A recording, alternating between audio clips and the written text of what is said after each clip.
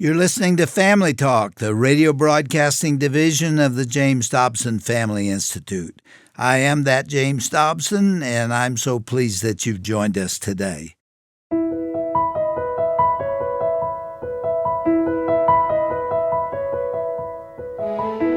Well, welcome to Family Talk. I'm Roger Marsh, and from our family to yours, Happy New Year as we kick off 2026 with a special program focusing on healthy kids and thriving families. You know, if you're a parent, you know how difficult it is to get kids to eat healthy. It feels like an uphill battle.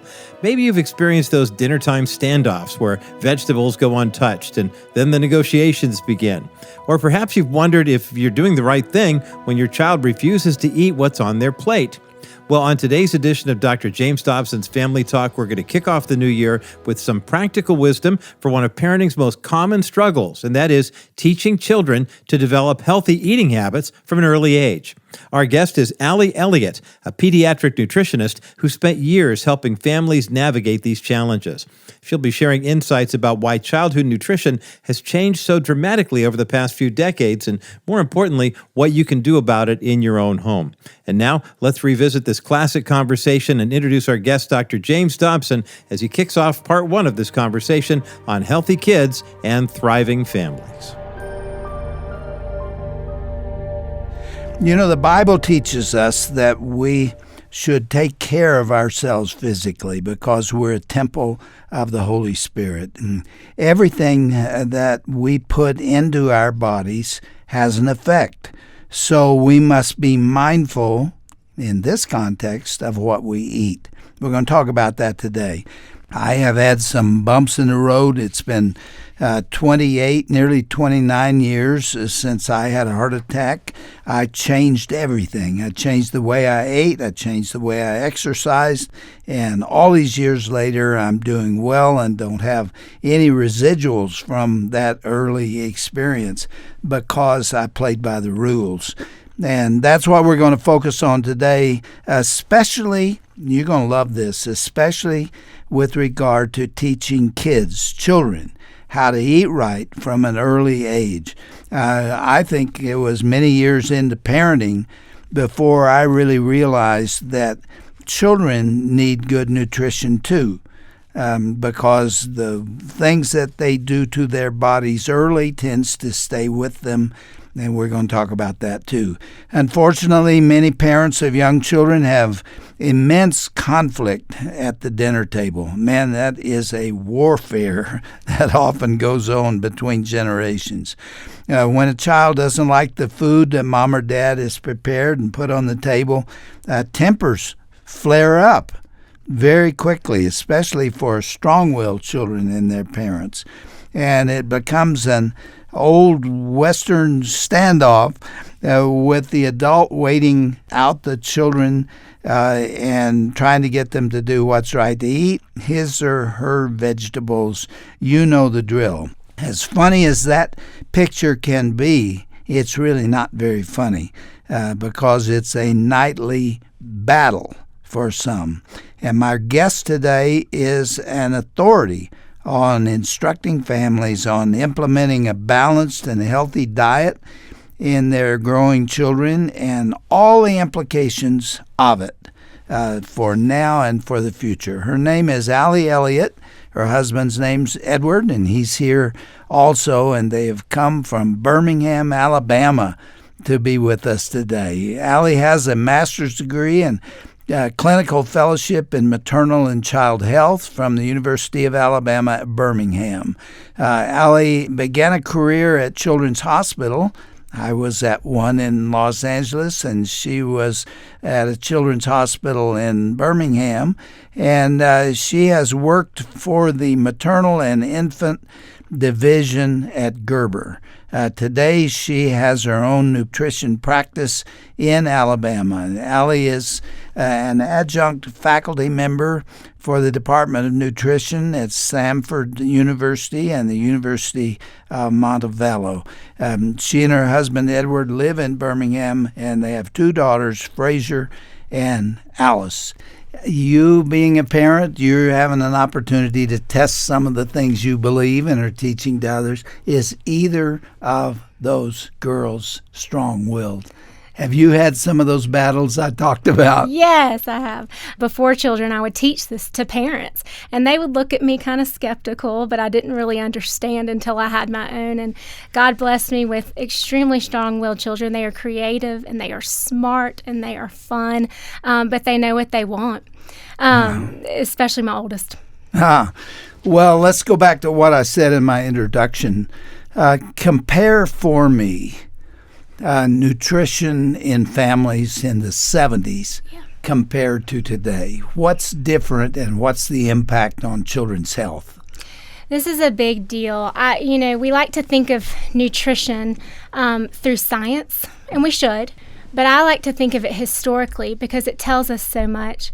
Prior to the 70s, there was very little medical or documentation of childhood obesity in the literature. I know not every child's going to suffer from obesity, but it is a disease that really shows where something went wrong with the diet, something went wrong with feeding. You call it a disease. It is. It's a pediatric disease. Around the 1990s, 2000, it became such an epidemic. The physicians were looking at each other, having no idea what to do, how to treat it, how to prevent it, because, again, they hadn't seen it prior to then in the numbers that they were seeing it come 2000. What caused it, Ellie? So like I said, science will tell you many things, and I think they're valid. There was an expert committee around 2005 that got together. It was nutritionists, it was doctors, psychologists in the pediatric fields, and they got together and they started to explore this. All that they could pull out of that literature were four things. Out of that, I teach 5, 2, 1, none. It was kids that did not eat 5 servings of fruits and vegetables a day tended to have a higher risk for obesity versus those that did. 2 hours or less of screen time a day. 1 hour a day of physical activity, and 0 sugar-sweetened beverages. We know that when families start to fall apart, it affects everything. I hadn't thought of it in terms of affecting what children eat, but apparently it does. If a grandmother comes into my office with their child, I will oftentimes look at them and say, describe to me your childhood in regards to what you ate and what you did. And they will oftentimes say, and of course I live in Alabama, but they'll say they lived on rural property. The pantry maybe had 4 or 5 items, and then they ate what was in stock from the land. They will talk about playing outside until it got dark. They will say that they ate what their mother served, and their mother served 3 meals a day. Statistically, we know that in the 70s, children were fed 3.9 times a day. Today, we feed our children 5.6 times, and they get an additional 108 calories from snacks. So that tells me that there's a difference in structure. There's a difference in flow and how the parents feed and when they feed and how they feed. Is it true that in those days, parents gave children a plate with the prescribed food, and they ate it? They ate it. Because there wasn't an alternative sitting in the kitchen that was sweet or a little more interesting. That has definitely changed. Yes. Is that right? Children are demanding different foods. That's right. So resources were not then what they are today. Families were on a budget, and what the mother cooked either was eaten or there was not an alternative. Parents were not afraid to tell their children no. Versus today.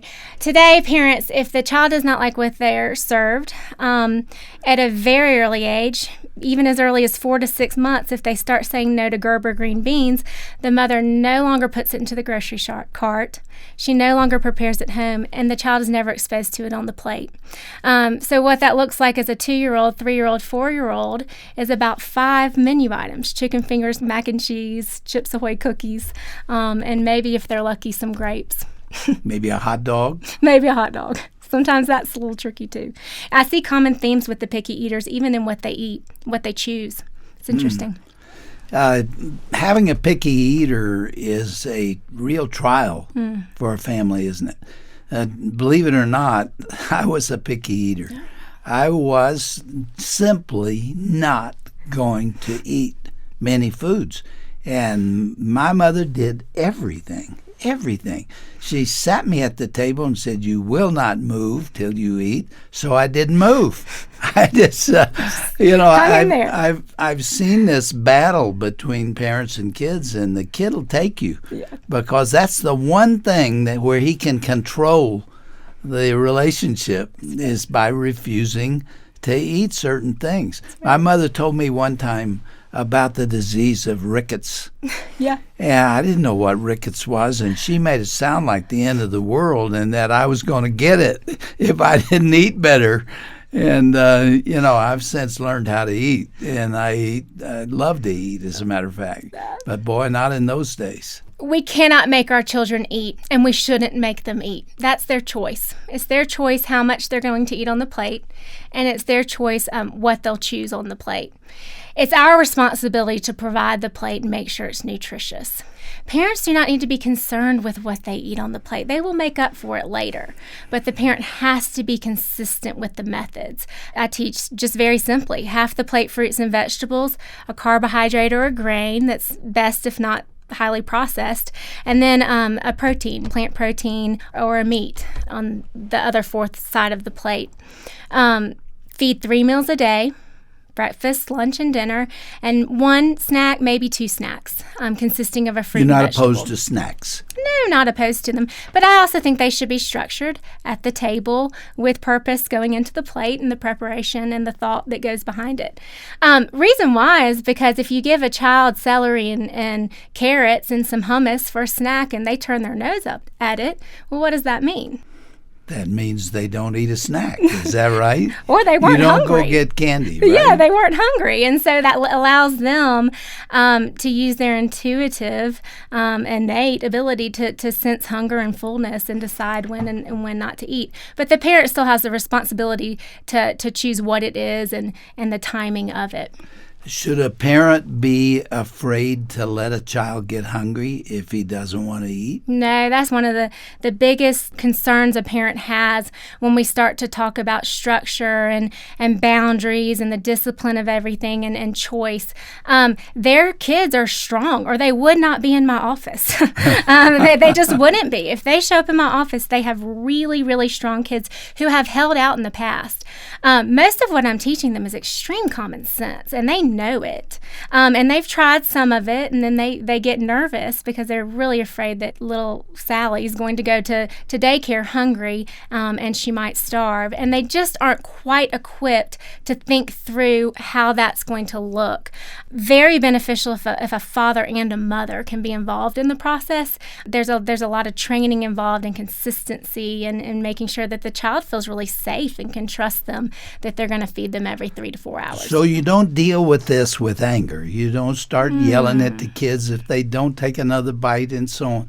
Because again, if you let nature take its course, they will eat. They will eventually get hungry. That's right. So one of the big things I say is you cannot make the child eat. There's a funny comic where the mom says she holds the child's nose and waits till they gasp for air, and then she shoves a spoonful of squash in their mouth. And I don't recommend that at all. That's not a good idea. Again, it's the child's choice what they will eat and how much they will eat of the food that's prepared. It's really good in regulating the amount that they take in over the day. They will intuitively do that early on if you start early. Ellie, I got a letter from a parent who talked about this very issue, and she was determined. You talked about vegetables. They got to eat vegetables, and this kid absolutely wouldn't. Right. I mean, she hated them. And so the mother was determined to see that her child ate peas, green peas. She selected that as something where she was willing to take a stand. And I mean, they fought about it all evening. And finally, she got her child, I don't know how old the kid was, he must have been pretty young, but she got his mouth open and put peas in his mouth and sent him to bed. She got up the next morning. There's a little pile of He made them out. He spit them out after she got out. It's really a tough issue. It is hard. And what I see parents doing today is they do a lot of negotiation. They have rules around bites. And I've even had a mom promise her child a trip to Disney World if she would eat so many bites. It's just crazy. I always say never negotiate with a terrorist. It's a bad idea. And these little tiny ones, as early really as 8 months, 12 months, they start to know how to play you in this role. It's the most basic thing we do as parents. We feed our children 3 times a day, 21 times a week if we do feed them their meals. But even in infancy, it's the very first relationship a mother has with their baby. A baby will actually crawl and breastfeed on their own, even if the mother doesn't pick them up. So it's an innate thing. And it matters. It matters a lot to moms. They really deeply care how they feed their children. It's just a struggle as to how to actually get them to do what they're wanting them to do. You cannot make a child eat, but you can make them sit, right? And I love that. I teach that to parents. I'm like, so what would they do if you served them what you're eating, And they look at me and they say, well, and they kind of get embarrassed, but I know the answer because I've seen it with my own children. They'll wiggle out of their chair or the little tiny ones will push their plate off the table. The older ones will hurl insults at their parents. You hate me. You don't love me. I can't do this. I hate this. It's disgusting. And the parent has, for some reason, not drawn a boundary there. Boundaries are loving. Discipline is loving, but for some reason at the table, parents fear that. All right, do's and don'ts. You do not, if a child doesn't like what's on that plate, you do not go into the kitchen and recook a meal that's probably less healthy than what you were trying to get him or her to eat. No, the strong-willed kids are really smart, and they know good and well that their parent will do that when they charge them with that. So just basic, what is cooked is what's served. The larger the family, the more difficult that becomes. Parents are preparing 5 to 7 different meals just to cater to preferences and schedules and times. It's just too much on a parent. It's daunting. It makes the meal preparation just too difficult. What does the typical tough kid that we're talking about want to eat that you don't think he should be fed in a moment of conflict like that? Oh, goodness.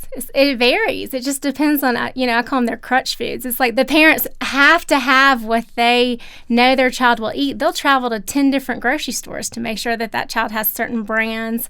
They'll be particular about the certain type of pizza roll. They're very particular. These are usually high sensory kids.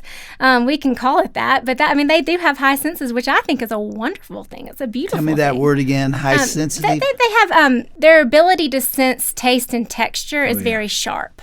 That's just something I've noticed with the really extremely picky ones, the kids who only eat 4 or 5 things. So they're very particular with brands and what types and how it looks and if it touches something else. And so I think you have to be sensitive to that. At the same time, if they're not exposed to it over and over, the research says sometimes 30 times, then they'll accept. It's a long process. It doesn't happen overnight. I'm sensitive to this because I was a picky eater, and there's some things I decided very, very early that were not intended to be eaten, and I hate them, and I, to this day, hate eggs. When I was 4 years old, I thought that whole thing through, and I decided that there's something wrong here. Oh, I love it. I should not be eating eggs. And I paid a price for it. I really have, because when I was 4, I got invited to a birthday party with 4-year-olds, and there were about 12 kids there, and the mother served us all scrambled eggs. And I tried to tell her discreetly that I didn't like eggs. And she said, "Boy," this was Texas, "boy, what's wrong with you? But you don't eat eggs? What is it?" And all the kids were staring at me. It embarrassed the daylights out of me, and it's always been a sensitive thing for me to this day because people don't understand that. Now, how could my mother accommodate those kind of passions without creating World War II. So there are going to be case. reasonable foods that kids don't like. I've even gone to the extent of using kind of the three. You get 3 likes and 3 dislikes, and beyond that, we're not going to cater to it. Okay. Yeah. So it's okay if you didn't like eggs. I don't like shrimp. Don't ask me to eat it. It makes me gag. I just don't want to do it. And that's okay. It's just that when it becomes such a problem that the kid can't go to camp, or the mom goes and picks them up after the first or second day because they're going to faint, or their health's at stake, or they're afraid to send them to camp in the first place, it's humiliating to a child. Spend the night can be very difficult. I have kids who cannot go over to other people's houses because of this, or the mom runs over and provides a hot meal right in time for dinner, and I'm like, oh, don't do that. Because usually in camp or church dinners or Wednesday night church, there's going to be something that's palatable to a kid within reason. Yeah. It's okay that you didn't like eggs and don't like them now. I think that's fine. Let me tell you about shrimp. I wouldn't eat shrimp. I was just so picky. And we were on our way to a fish restaurant on a Sunday afternoon. And my dad was really disgusted with me because I was unreasonable in the way that I ate. And my dad said to me, I want to tell you something, son. When he called me that, I knew that something was coming. He said, today you're going to eat one shrimp. And if you don't do that, I'm going to spank you. But you're going to eat one shrimp. And I said, no. And we got to the restaurant, and he ordered shrimp, and he put one shrimp on my plate. And, man, I complained. I don't remember all that went on, but there was a very tense moment. He said, you better do it. And I ate that shrimp, and I have loved shrimp ever since. You ended up liking it. I love that. I think I see that, and the parents get frustrated. It's frustrating. They know what's best for their child. Fruits and vegetables. If I'm working with an overweight child, it's very likely that they do not like the smell of them. They don't like to see them. They don't like to taste them. I've even had children I'll take to the grocery store, and I'll put the blueberries, and I'll ask them to smell, and they'll kind of do their face like that. And it really makes me think that just their taste buds have been morphed in a way because of all the sweets and sour and all the foods that the food companies have been very genius in making. It can kind of make fruit a little less desirable. Not as sweet as what they're used to. And so it can be challenging. And we know that fruits and vegetables are a big factor in what's going to make a child healthy in later on years and currently even. Well, Allie, we're out of time for today, and I know that there are parents out there that are saying, no, don't stop the program now because you haven't answered all my questions. I am having great difficulty with my children, and I really need concrete help. Let's get into the specifics of it next time and talk about how to handle those nose-to-nose confrontations, how you avoid them in the first place, and why it's sometimes important to let a child leave the table without having finished a meal, haven't eaten. He will eat eventually, right? He will. Things start to taste a whole lot better when you're hungry, right? We're created to have sharp senses in those cases, so yes, that's true. Will you be with us again? Yes. And we'll pick up with some specifics. This is really interesting to me, and I think it will be to our listeners as well. So you come prepared. We're going to talk about the how-tos in those difficult moments and why it's important to understand this area. Well, our guest has been Elliott, who is an authority on instructing families on implementing a balanced and healthy diet, specializes in nutrition for children. There's a whole lot more for us to talk about here, and Allie's agreed to come back, and we will do that tomorrow. Hope our friends out there will be with us. Thank you, Allie. Thank you, Dr. Dobson. Setting loving boundaries at the dinner table isn't just about winning tonight's battle. It's about setting children up for a lifetime of health. On today's edition of Dr. James Dobson's Family Talk, we revisited a classic conversation Dr. Dobson had with pediatric nutritionist Elliott. Now, if you'd like to go back and revisit any portion of today's broadcast, go to drjamesdobson.org/Family Talk. You know, health and nutrition were so important to Dr. Dobson. After he had his first heart attack at the age of 54, he became quite the exercise fanatic and was very diligent to walk at least 45 minutes every day and change his diet and eat a little more healthy. And that's why today's program is so very, very important. If you're a parent and you want to start 2026 off on the right foot, I hope you'll take this program to heart. You can go back and revisit it, as I mentioned, at drjamesdobson.org/Family Talk. You can also share this content with a friend as well. And you know, through daily broadcasts like the one that you've heard today, the Dr. James Dobson Family Institute is equipping parents with biblical wisdom and practical guidance for raising children in today's challenging culture. And the work only continues through the partnership of friends like you. Thank you for making secure donations to continue this ministry and for praying for us as well. Learn more how you can participate with us at drjamesdobson.org. Well, I'm Roger Marsh, and from all of us here at Family Talk and the Dr. James Dobson Family Institute, thanks so much for listening today. Be sure to join us again next time right here for part 2 of this important conversation featuring Dr. James Dobson and pediatric nutritionist Elliott. We'll be diving even deeper into more practical strategies for raising healthy eaters. That's coming up on the next edition of Dr. James Dobson's Family Talk.